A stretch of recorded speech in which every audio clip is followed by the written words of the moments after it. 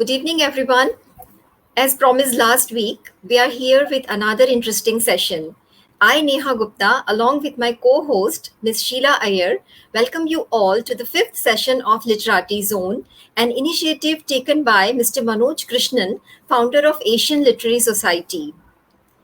As we all know, that 5th September was Teachers' Day, birthday of Dr. Sarvapalli Radhakrishnan. Here is a wonderful quote from him that I would like to share.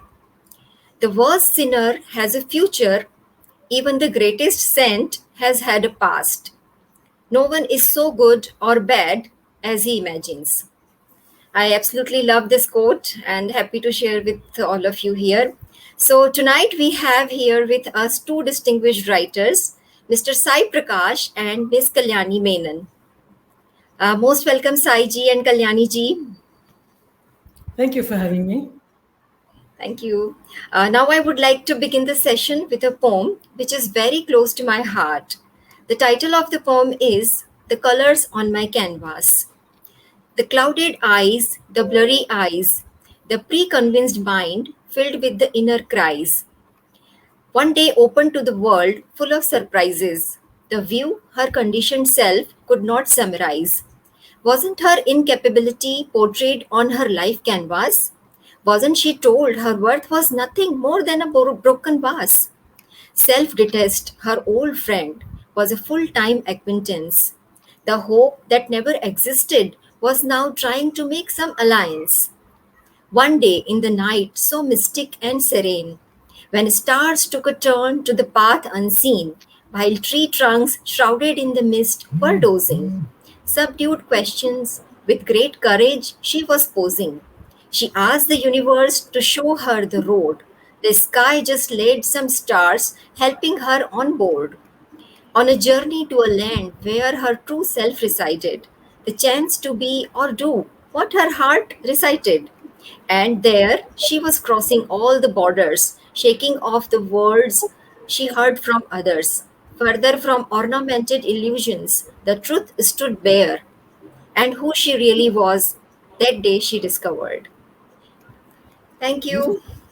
Lovely, marvelous poem, Neha. Thank you so much. Wonderful. Yes, really wonderful. Good Thank evening, you. all. I would like to introduce our guest today. Saiprakash Kuntamukkala is a poet with passion and an advocate by profession, hailing from South Indian state of Andhra Pradesh. His poems are widely published and translated into 15 Indian and international languages.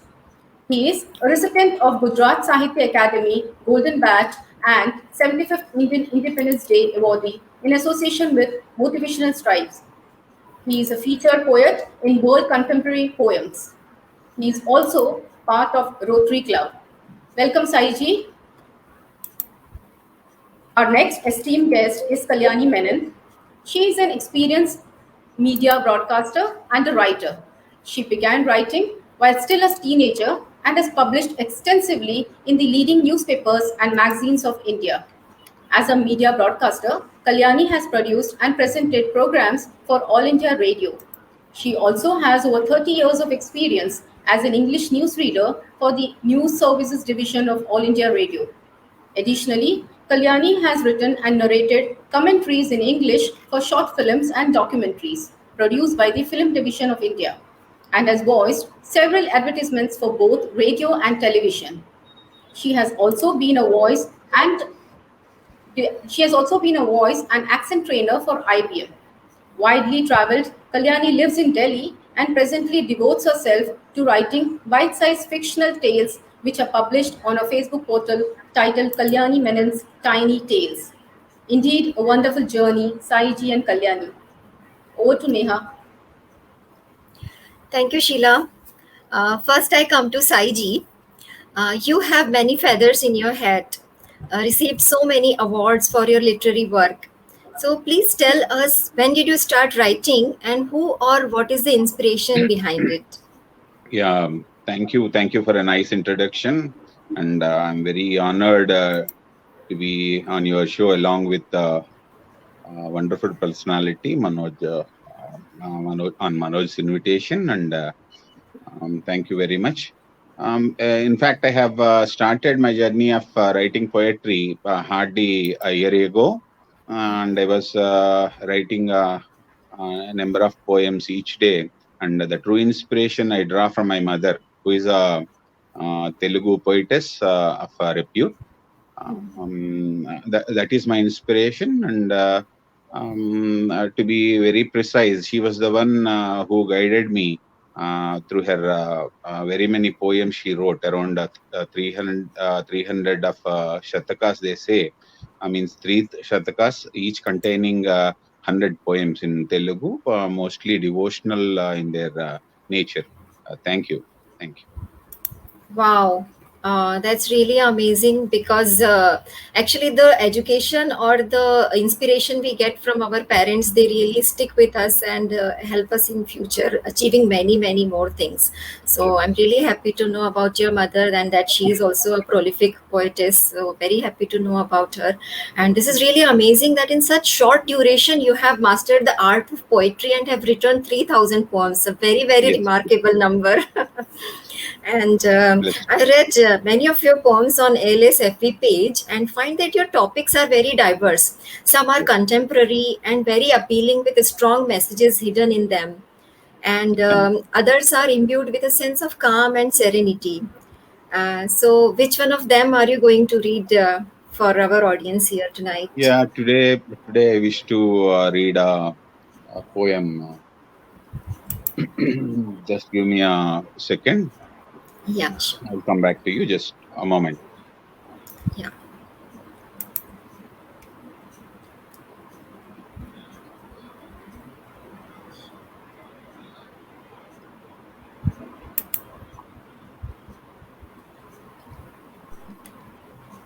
The poem is a mystic poem. I call myself a mystic, and it is up to each reader's imagination that who she is. She holds my hand is the title. Can I go along with the poem now? Of course, please. Everyone is waiting, sir. The title of the poem is She Holds My Hand. Each of my word and verse I write in her presence. The thoughts that come across my mind are her boon. As I am not formally trained, nor I inherit heritage so grand, I often wonder what if she is not there with me all along. Sure, a truncated poem, not meeting any set standards, I would be termed a novice in this field, a solitary reaper, reaping no accolades.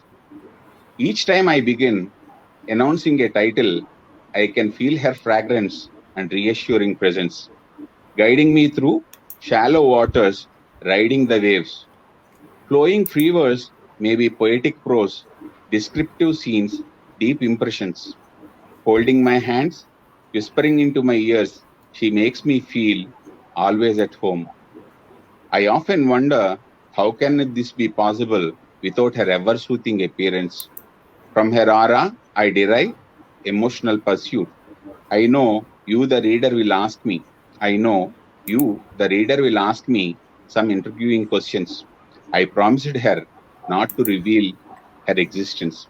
I know you, the reader, will ask me some intriguing questions. I promised her not to reveal her existence or identity. I shall remain faithful to her and myself as she is a top classified secret.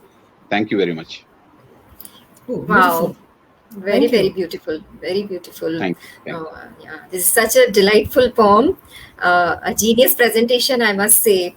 And some lines are suggestive, whereas some are concealing. So, this is the beauty of your poem, I think. And Thank you. creating a certain curiosity for the readers. And a Thank poem that cannot forget after hearing because it stirs the emotions. Wow. So, you. Thank you. thank you. Thank you very much for sharing this with all, sir. Um, And now I come to Kalyani ji. So, Sure. wow, I'm actually fascinated that we have a news reader and a voice artist with us tonight. And we probably heard your voice in some advertisements too. So, Yeah. please share with our audience about your journey as a news reader and voice artist. Okay.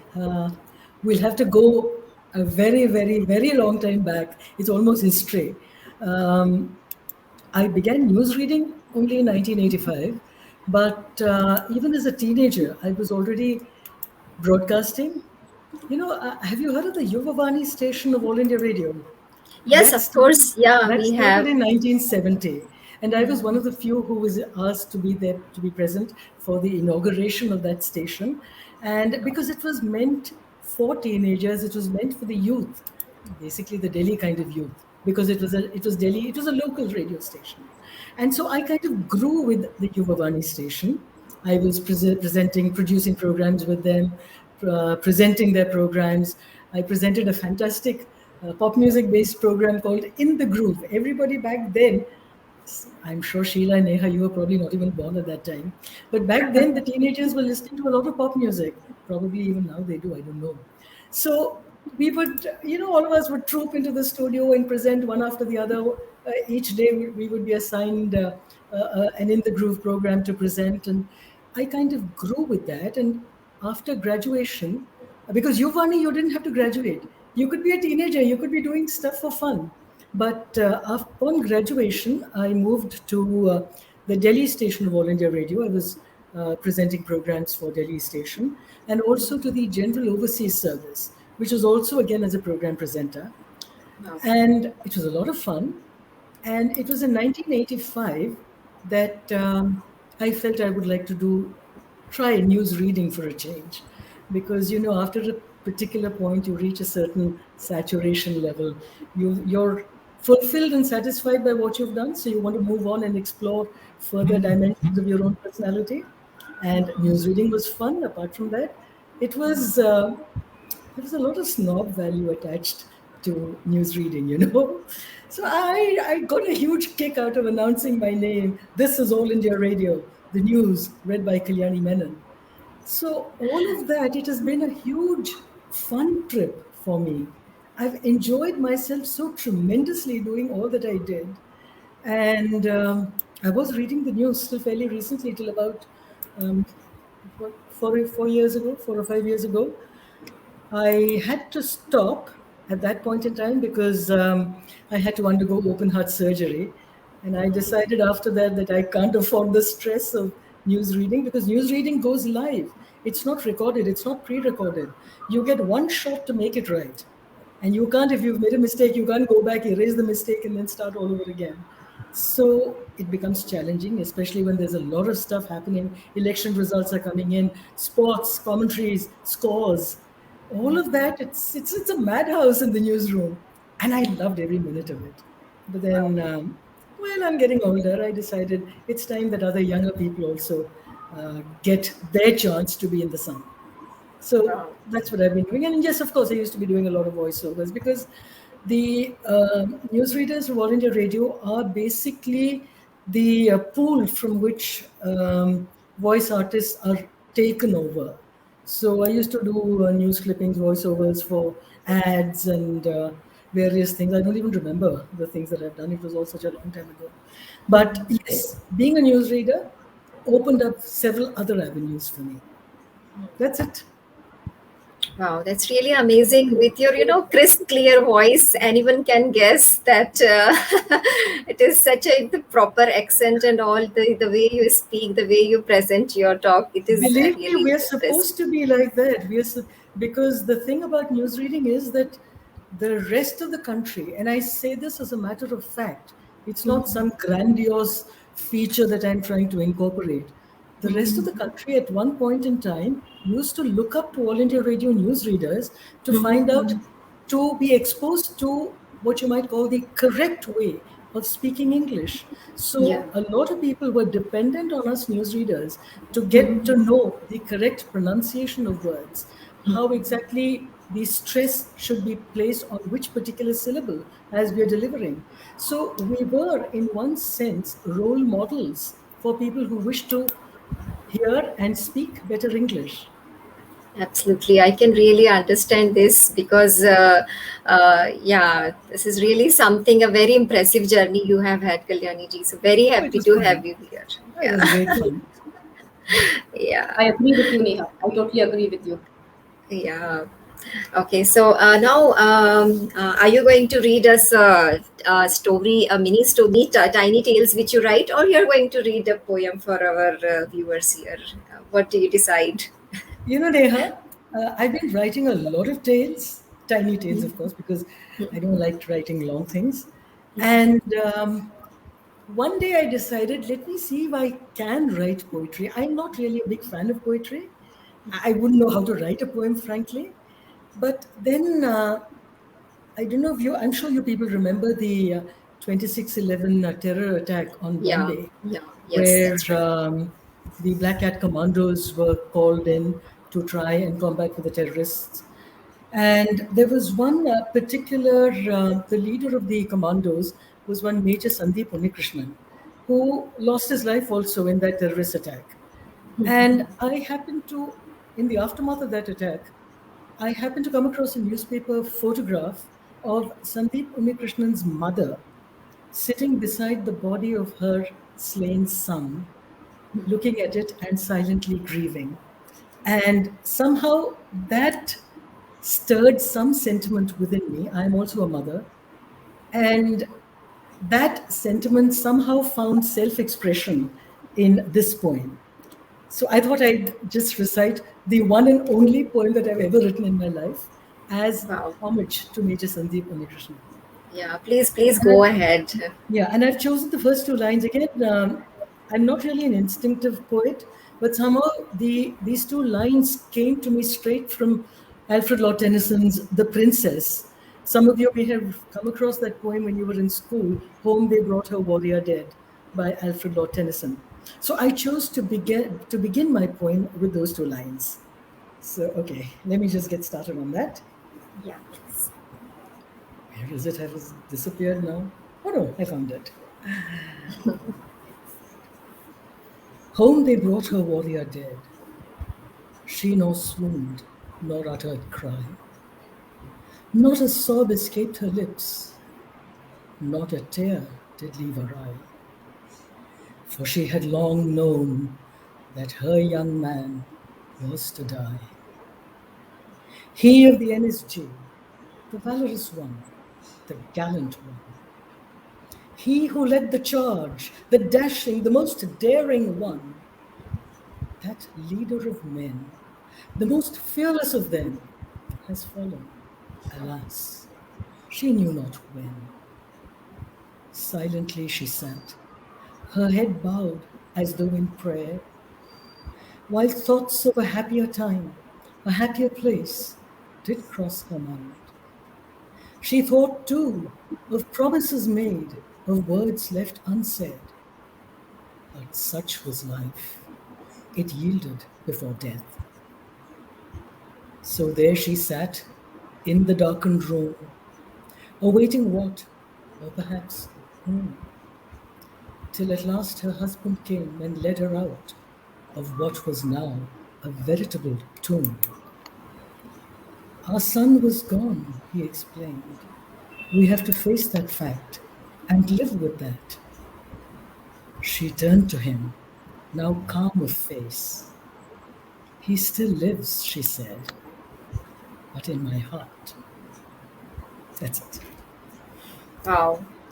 This was a really very emotional poem, and I'm truly speechless what to say about this because the pain, the grief, the way you have expressed it all, it really, stirred the emotions in us. And we are getting comments also here from many people that wonderful recitation, beautiful poem, so emotional. So it was really, really, I could really visualize the whole scenario which you had created there. So wonderfully penned, wonderfully penned. Thank Thank you you. so much, Kalyanji, for sharing this with us. Over to you, Sheila. Yes, thank you so much. Thank you, Kalyani ji. Thank you, Sai ji. Thank you so much. My next question is for Sai ji.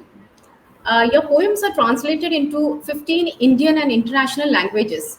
We would like to know how many of them are translated and in which languages, especially international. Yeah, around 50 of my poems have been translated into various international languages, starting from Spanish, Filipino, then Italian, then even I can say some French. Those are the international languages. If I leave some more, even to be very precise, Serbian language also one of my poem, two of my poems have got translated. So Mhm. I'm very thankful to those international poets who have seen my poem, and the very moment they have seen my poem and read, they are very happy, and they have informed me that they have translated not on Google Translation, but on their own self. Because, as you know, yeah, nowadays anybody can translate any poem into any language. But that is not the case. Those are established poets that came to my wall and requested me for a translation, and I am often surprised for their wonderful gesture shown on to me in translating my poems. In fact, there is one. A poetess called Pistili. She, as soon as I write a poem which touches her heart, she will even publish my poem in Italian newspapers also. Oh, So I have to mention her in particular. This is my transformation, or what I say. This is how I grew into an international poet nowadays. Thank you. okay. So how many poems you said? Around how many poems are Around published? 50 of my poems. 50 of 50. my poems. Oh wow, that's a great number. So you Right. mean within a span of 1 year, you have published nearly 50 poems and translated same in different languages. Yes, yes, yes. This is just amazing and a great achievement. Thank you. Extremely, Honored. extremely good. Yeah, absolutely, very, very nice. And it's a great achievement. Yes. Okay, now going ahead, one of your poems, I have read quite a few, but out of which I love this poem a lot. It's like one of your poems, Where Are Those Maples? Made me think that you are fond of leaves, plants, and flowers. So, would you like to read a poem based on nature or something different that you would No, like to no. decipher? I will love to read Mapples, but let me again inform this particular thing to you, as I have confirmed myself on some other interview. Uh, Mm-hmm. Not in my life I have seen a maple, neither Okay. touched it. This Okay. is one of a colleague maybe of the other guest today, Sampa Banerjee from Kolkata.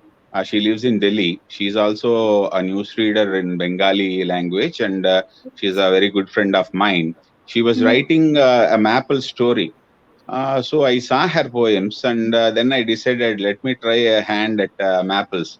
So I have written more than 50 of them on Oh, having, yes, yes, yes, only on the title maples. That could be long forgotten, or maple sap, whatever be the title. And as she was a little bit ill to these days, she's coming back with more maples, but by the time I have written more than 50 maple stories, poems exactly. And you can go through.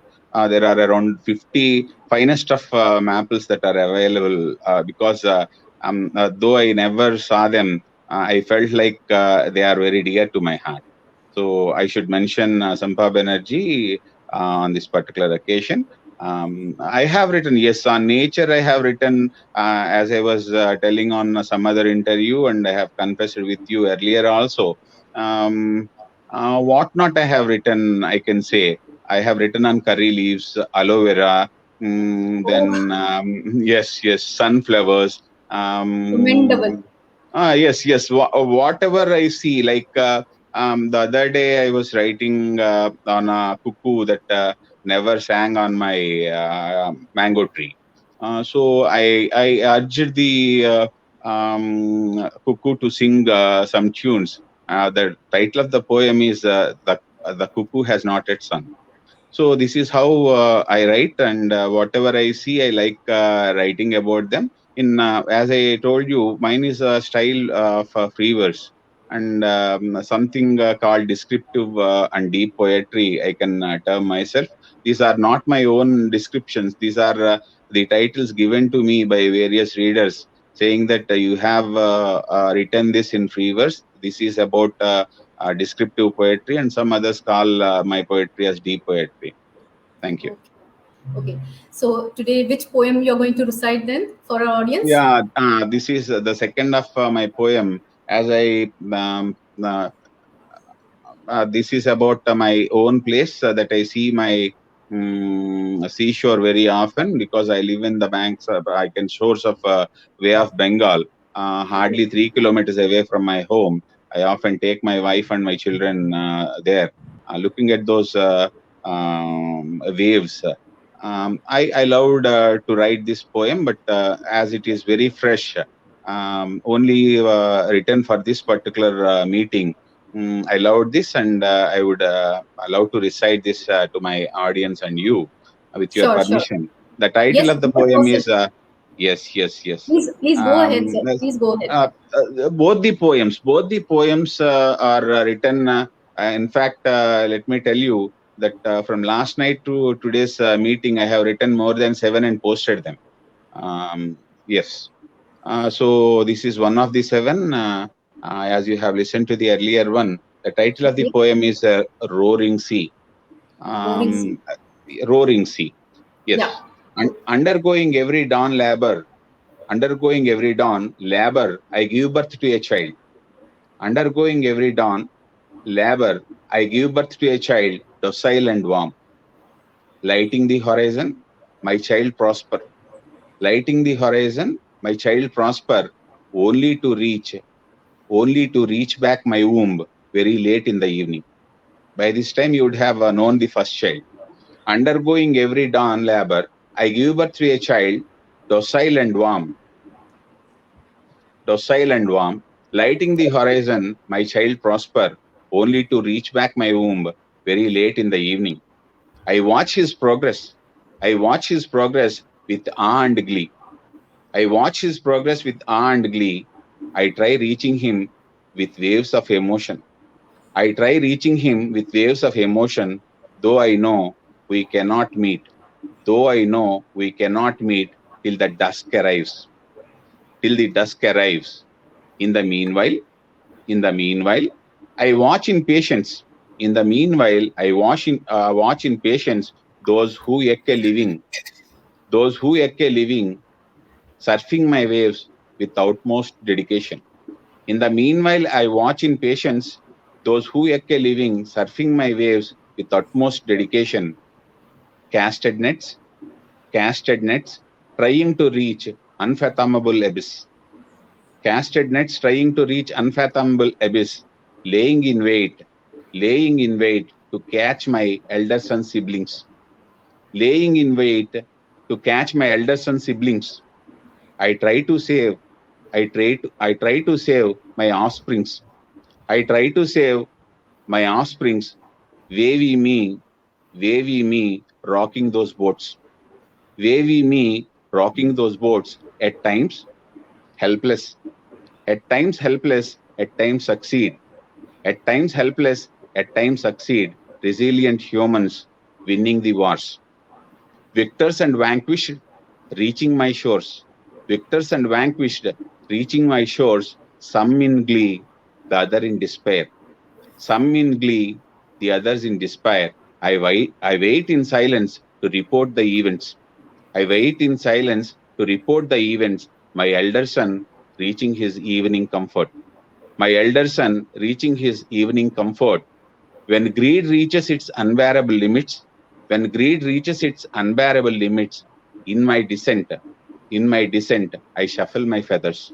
In my descent, I shuffle my feathers, dragging the crafts to my deep feet, dragging the crafts to my deep feet, agitated soul hitting the shores, agitated soul hitting the shores, filled with fury of winds and showers.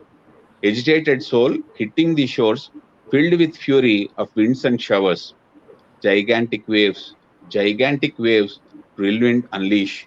With cyclonic eye, with cyclonic eye, I destroy the belongings. With cyclonic eye, I destroy the belongings. Sea of calm arrives. Sea of calm arrives after howlings and roars. After howlings and roars, I am the sea. Sea of calm arrives after howlings and roars. I am the sea in different moods. I am the sea in different moods. Thank you.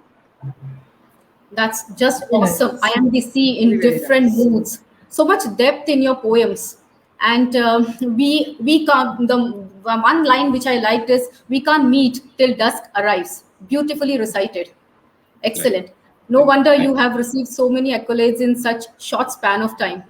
Thank you, sir. you. Thank you. Thank you. Thank you. Moving ahead, hi Kalyani. My question to you is: you have written and narrated commentaries in English for short films. Can you just brief us about these about to our viewers? Yeah, sure. Um, Again, as I said, it is from the pool of newsreaders that private parties would look for voices to narrate their commentaries. So I was picked up by the Films Division of India, and they make short films, documentaries. And I would sit with the filmmaker after he shot his film. He would try to explain to me what exactly he wanted. I would see the film, keep ruminating over the visuals, and thereby try to figure out exactly what way I wanted to present the film through my commentary, through the writing of the commentary. And having written it, of course, then speaking it, I mean, I already know what I've written. So it is not like news reading, because news you have no control over. The news editors prepare the bulletins and you just read it. But speaking out a commentary that you have yourself written is an eminently satisfying trip in its own right. So, yeah, I used to do things like that for Films Division, and I've done stuff for other private filmmakers as well. But like I said, it was all a very, very long time ago. Okay, done. See, we are running short of time, so I think Neha, we need to wind up, right? Or Yes, yes. can we have a couple of Yeah. minutes more? Yeah, we would have loved to hear the story of Kalyani ji, but since we are running short of time, then Yeah, we'll it have is. to, I think, wind up. Yeah, we think. Once again, I thank Sai ji, Kalyani ji, Manoj Krishnan ji, and the beautiful viewers who graced this session with their presence. See you next Tuesday again with new guests. Thank Thank you. you, Thank you so much. Thank everyone. you very much. Thank you. Thank you Thank Thank you. you, so Thank much. you Kalyani both ji, of you. Sai sir, being here with us. Thank you, everyone. Bye bye. Good night. Honored. Honored. Bye.